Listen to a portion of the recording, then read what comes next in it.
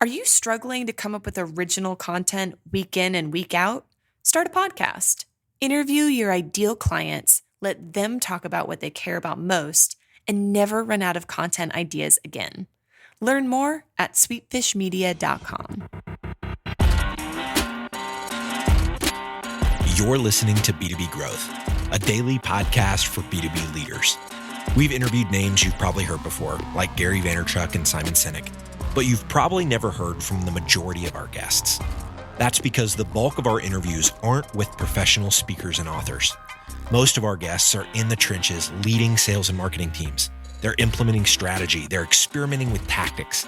They're building the fastest growing B2B companies in the world. My name is James Carberry. I'm the founder of Sweetfish Media, a podcast agency for B2B brands, and I'm also one of the co-hosts of this show. When we're not interviewing sales and marketing leaders, you'll hear stories from behind the scenes of our own business. We'll share the ups and downs of our journey as we attempt to take over the world. Just kidding. Well, maybe. Let's get into the show.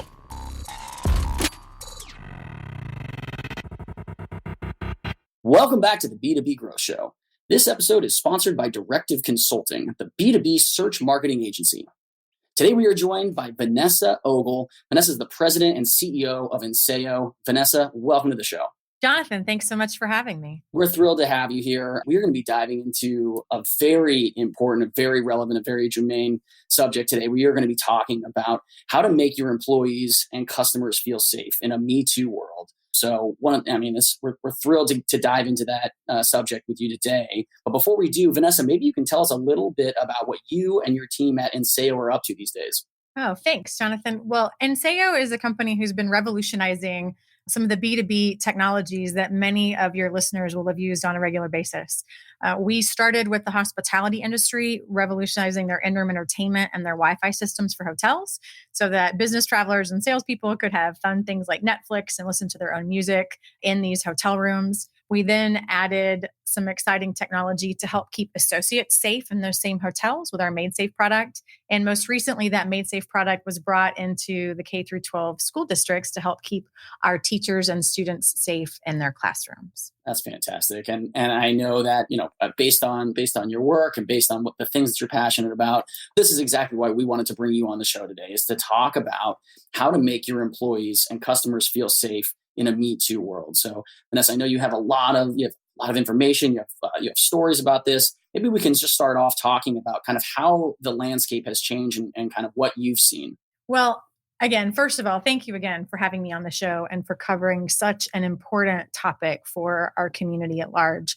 I do think that the landscape has changed, and the landscape has changed in the way that now people are actually recognizing that there's a problem. There's always been a problem. There's always been sexual harassment. It's not relegated to any age group, any socioeconomic group, any demographic. It happens all the time because it's just about abuse of power. But for the first time, and I'm thankful to the actresses who stood up and the women raising money in Silicon Valley who stood up and said, it just happened to me and it's not okay. And there was a tremendous amount of support around these outcries, mostly outrage, but it's wonderful to see people paying attention and recognizing that it's just not okay. Yeah, absolutely. And you've already done some tremendous work, like you said, in the school system, in the service industry. But there are lessons to be taken away for all leaders out there. Especially if you're a CEO or if you're in a position of power, if you make changes within your company. So I think this is going to be a very powerful episode. Vanessa, let's talk then now about how to make your employees feel safe. Well, I think this is something that hit me very intensely. Having to deal as a salesperson and as a CEO with these large companies, dealing with being sexually harassed on a regular basis throughout my entire career, one of the things that I just feel so passionately about here at Enseo is how do I make sure I create a culture for my team where every single member of my team feels safe? And that, because what that means is they feel safe to make waves. They feel safe to say, hey, something happened to me. And that the answer will be not suck it up or so what, or big crybaby or troublemaker, and that they will lose their position or they will lose their job path, but that they will receive support and encouragement that the first answer is, oh, wow, that was not okay. And that they feel supported as they share their experience. Yeah. And, are there, have there been any specific, I don't know, policies or takeaways or things that you have specifically enacted to sort of make sure? I mean, you hear about, oh, we've got an open door policy, or, this is, we definitely support it, but putting it into practice, I mean, any actionable pieces of advice that you might have for people that are tuning in right now? Sure. Well, what I did is I literally had coffee meetings with all of my female employees and made sure that I had a very frank conversation with them, shared with them some of my experiences. And it was really interesting to see the women on my team that were, around my age that said, oh, yeah, another one of those. And then the younger women on the team, they went, oh, no, really? Because they're new in the workforce. And so making sure that everyone knew it can happen to anyone. And if it does, you need to make sure that you stand up and say, don't do that, and that we will support you and that it's not okay. Other thing is, I have a great team. I have a fabulous team, and I have a team full of good men. And it will take good men before this truly is eradicated. But the good men actually have a hard time believing that it happens, not because they don't believe, but because they can't possibly imagine themselves treating someone with such disrespect. And so making sure that even great men, even loving fathers and loving husbands, are educated on the impact of their statements and their behaviors to the people around them. Yeah, absolutely. I mean, we started talking before today's episode, and that was actually one of the things that you had said that resonated most strongly with me. Is just good guys don't believe it, but so you have to be able to open your mind to the fact that this happens, and you can't just be, well, it's 2018. Who would possibly say or do something like that? So a great thing to keep in mind. Vanessa, let's also talk then a little bit about how to make your customers feel safe then.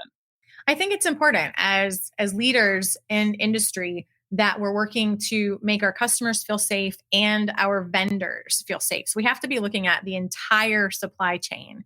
And so when we're talking about our customers feeling safe, whether you're a salesperson dealing with customers, our salespeople need to be educated on the appropriate way to approach their customers, to create good relationships with their customers. Warning signs. I've got a list in my office that my guys kind of tease me about, guys and gals. That's the D&D list. In the hotel world, D&D means do not disturb. My D&D list means do not have dinner with. So, true. It's a true statement. So I have a list that's the D&D list. These are customers of ours or individuals at customers that we know I do not have dinner with alone unless I have a part of my team around me. So I can still do my job, but keep myself and my team members in safe situations. Silly things like going to trade shows and making sure that when you're at trade shows that the team members are watching out for one another and helping and supporting each other in, what sometimes in the trade show conference world can be late nights. Drinking alcohol, socializing with customers. How do you make sure that the right things continue to happen so that everyone has a safe experience on a day-to-day basis? Yeah.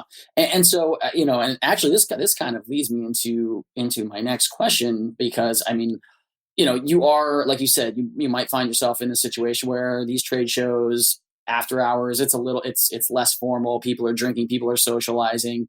Those professional and personal worlds are blurring a little bit. Are there training procedures? Are there things that you equip your team to understand? What does that look like? Well, we do. We actually have a training before we go to every trade show, and our training at every trade show it's informal. But what we do is we have the She's With Me training, which is to keep for our team members at large to be looking with an eye open to the left and to the right at their comrades. And so if someone is making inappropriate advances on one of their team members, that, you walk up and you just go, hey, she's with me, being aware, just making sure that we kind of have a buddy system in place. We're hoping that over time that the ideas change and that the attitudes change and that behaviors truly change so that we don't have to have kind of defensive training techniques in place. But right now, there are still a lot of people out there who, like you said, later in the evening, the lines get blurred and they're not really sure how to behave appropriately. And so I make sure that my team members are all paired up and that they're watching out for each other. Yeah, absolutely. And I know that you've certainly made tremendous strides in providing certain technology to help keep people safe, but you also had mentioned, this idea of change. And I know one of the things that is most important, you're most passionate about is sort of changing the mindset. Yeah, for sure. The first part about the mindset that has to change is that everybody's different, and it's okay that everyone's different. No matter what door in the bathroom we go into, no matter what box we check on a form as to how we identify ourselves, we're all different, and it's okay. And we should embrace having lots of different people in the workplace and allowing people to be themselves and not trying to use power and control to do things differently. And so it'll take time. Even people who have the best intentions today have words and phrases that they have to work out of their vocabulary because they are inappropriate. And I'll give you an example that's not directly related. We were going to do a video on a campus of a school about our new safety solution going into these schools. Mm-hmm. And we said, when are we going to shoot at the school? Right? And that's a normal video marketing term, right? We're going to shoot. Well, you can't do that. You can't say, when are we going to go shoot at the school anymore? So there are phrases like that as we talk to and with each other. I need a boy like that, like a hole in the head, right? Or there are a lot of phrases that we use that are just a part of who we are as a community and a society, that I'm looking forward to seeing some of those things work their way out, so that one of the things that's happening now that we see very clearly is that for the first time, women are feeling comfortable standing up and saying, hey, stop that. That was not okay. And so if the number one thing we can do in our organizations is to give people at every level of our organization, at every level of our vendors and every level of our customers, the confidence that we would want them to stand up and say, hey, that was not okay, that's a win. Yeah, absolutely. All right, today's growth story revolves around search engine marketing, and we'll be shining the spotlight on Aegis Software, a company that makes software for manufacturing operations. Aegis was one of the first companies in their space to invest in search marketing, but as competition grew, their performance plateaued. To counter this, they hired Directive Consulting, the B2B search marketing agency.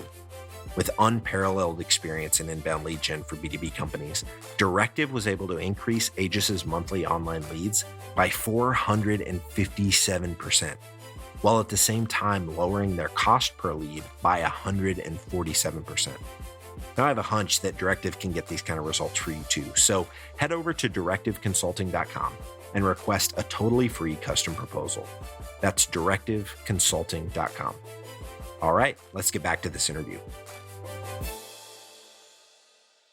Vanessa, I love getting to interview guests that bring such expertise and such passion to the show and to what they're talking about. So again, it's been thrilling to get to talk to you about this idea, how to make your employees, how to make your customers feel safe in a Me Too world. Everything that you've been doing with Enseo was fantastic as well. Before we let you go, though, Vanessa, I would love to know, because you had sort of touched us on this idea of it's going to take time.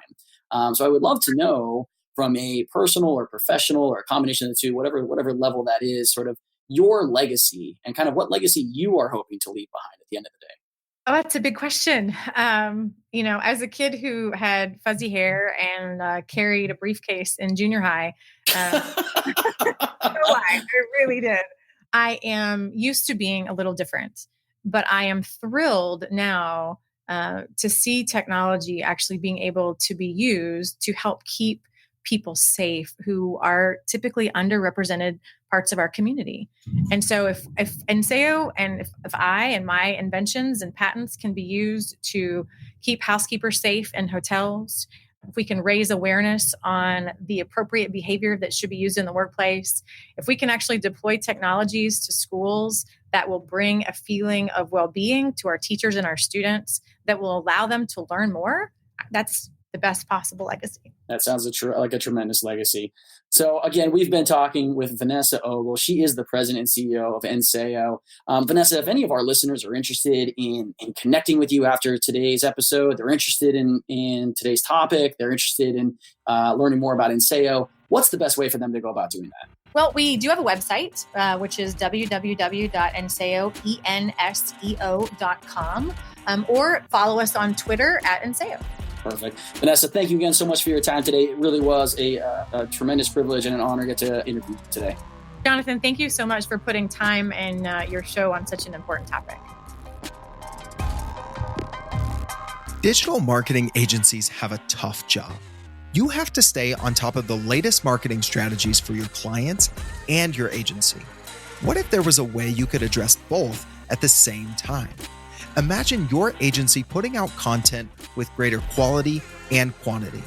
Envision bringing your clients a turnkey solution for one of B2B marketing's fastest growing media strategies, podcasting. You know all those clients asking for your help with their account-based marketing efforts? Picture being the first to bring them the idea of content-based networking, showing them the proven strategy for breaking into their most coveted accounts. Here's the concept. Sweetfish Media is looking to work with a limited number of innovative agencies interested in a new partnership model. We produce a podcast for your agency at no cost. You introduce the power of podcasting and Sweetfish services to your clients. Everybody wins.